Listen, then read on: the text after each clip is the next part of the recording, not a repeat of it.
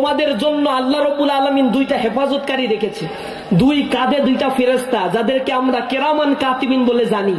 এরা কেরামান কাতিবিন না, কেরামান কাতিবিন মানে হচ্ছে সম্মানিত দুইজন লেখক। এই লেখকগুলো জন্মের পরে যে ঘাড়ে ওঠে আর কিয়ামত পর্যন্ত নামবে না এরকম কোনো বিষয় না।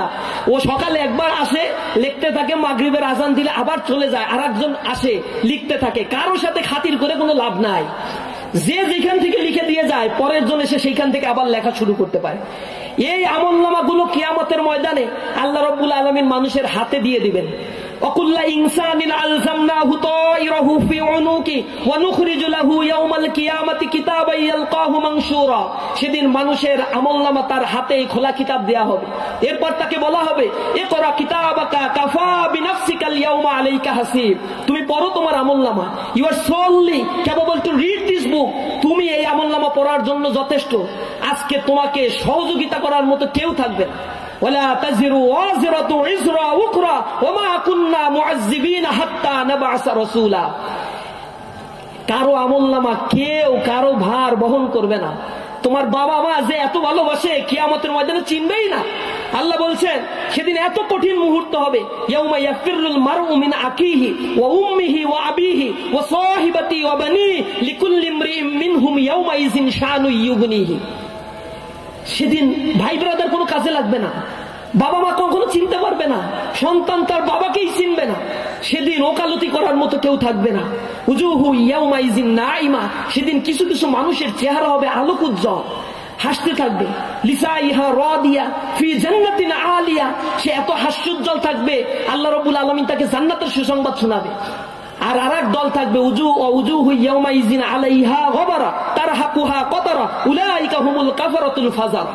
তাদের চেহারা কৃশকায় হয়ে যাবে, এত কঠিন অবস্থা তাদের হবে, জাহান্নামের দিকে নিক্ষেপ করা হবে, পাগলের মতো হয়ে যাবে তারা।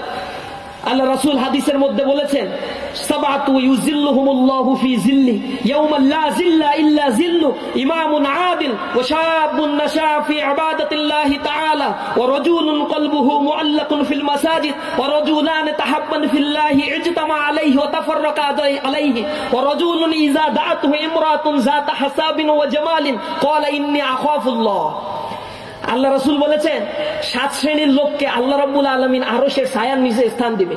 সেদিন আল্লাহর আরশের ছায়া ছাড়া কোনো ছায়া থাকবে না। সূর্য সেদিন 1 বিঘা উপরে থাকবে, কেউ বলছে 10 হাত উপরে, এর বেশি উপরে কেউ যায় নাই। সূর্য এখন যেখানে আছে বিজ্ঞানীরা বলে তার থেকে যদি 1 ইঞ্চি নিচে নামে তাহলে এই পৃথিবী বসবাসের উপযোগী হবে না, এত গরম হয়ে যাবে। আর যেখানে আছে তার থেকে যদি একটু উপরে উঠে যায়, সেটা একটা নির্দিষ্ট সার্কেলে ঘোরাফেরা করে। সূর্য হচ্ছে সৌরমণ্ডলীকে কেন্দ্র করে এরকম ঘোরাফেরা করছে, সবকিছু প্রত্যেকটা গ্রহ নক্ষত্র ঘুরছে। সূর্য একটা জায়গায় আছে, তাকে কেন্দ্র করে Nova, ANOVA, Uranus, Neptune, Pluto, Vulcan, বৃহস্পতি সবকিছু একটা আরেকটাকে ঘুরছে। This is the solar system. এই সিস্টেমগুলো আল্লাহ রাব্বুল আলামিন তৈরি করে রেখেছেন। এটাকে আল্লাহ রাব্বুল আলামিন বলেছেন অকুল্লুল ফালাকি ইয়াসবাহুন। এই যে প্রত্যেকে নিজ নিজ কক্ষপথে অকুল্লু ফি ফালাকি ইয়াসবাহুন পরিভ্রমণ করে, কেউ নাই যে এটাকে আগে পিছে করে দেয়। তো বিজ্ঞানীরা বলছেন যেখানে সূর্য আছে তার থেকে একটু আপ ডাউন করলে পৃথিবী বসবাসের অনুপযোগী হবে, এত হিট হয়ে যাবে এই পৃথিবী। অথচ সেই সূর্য মাথার উপরে থাকবে, মানুষের মাথা টকবক করে ফুটতে থাকবে, জমিন সূর্যের তাবদাহে তামায় পরিণত হবে। এরকম সময় মানুষ ঘর্মাক্ত হয়ে শেষ হয়ে যাবে, টেনশনে থাকবে। সেদিন 7 শ্রেণীর লোককে আল্লাহ তার আরশের ছায়ার নিচে স্থান দিবে। 1 নম্বর হচ্ছে ন্যায়পরায়ণ শাসক। 2 নম্বর বলা হয়েছে ওয়াশাবুন নাশা ফি ইবাদাতিল্লাহি তাআলা, ওই যুবক যে তার যৌবনকাল আল্লাহর ইবাদতের মধ্যে কাটিয়ে দেয়। এই সেই যুবকদেরকে আজকে ডেকে ইসলামী ছাত্র শিবির তাদেরকে জীবন দর্শন বোঝানোর চেষ্টা করছে। কর্মীদের যে কাজ, যে রেসপন্সিবিলিটি, এটা আমাদেরকে পালন করার জন্য আজকে এই সমাবেশের আয়োজন করা হয়েছে। আপনাদের কাছে বিনীতভাবে অনুরোধ জানাবো প্রিয় ভাইয়েরা, আমরা যারা কর্মী হয়ে আসছি 5 ওয়াক্ত নামাজ যেন জামাতের সাথে আদায় করতে পারি। ইসলামী ছাত্র শিবিরের কর্মী মানে they are solely unique person, because Islamic Chhatra Shibir is also an separate institution. এই ইনস্টিটিউশনে যে আসে তাহলে তাকে শুধুমাত্র স্লোগান শিখানো হয় এমনটি নয়, তাকে শুধু রাজনীতির দর্শন শিখানো হয় এমনটি নয়, রাজনীতি করা, রাজনীতি সচেতন করা একটা ছাত্রকে, এইগুলো আমাদের শত শত হাজার হাজার কাজের ছোট্ট একটা পার্ট।